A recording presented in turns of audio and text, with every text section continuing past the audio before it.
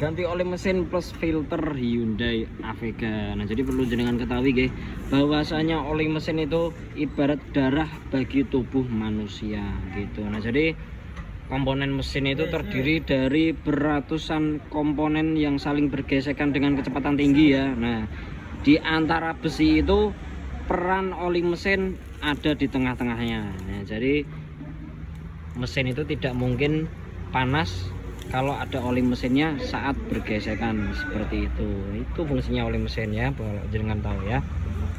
Nah, jadi untuk ganti oli mesin saya sendiri menyarankan untuk tiap 5.000 sampai 7.000 lah paling telat lah ganti oli mesin ya.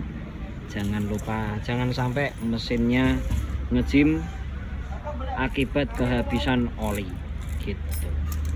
Terima kasih, lanjut pengerjaan dulu. Ganti oli Avega. Oli mau kang Castrol ses pokoknya.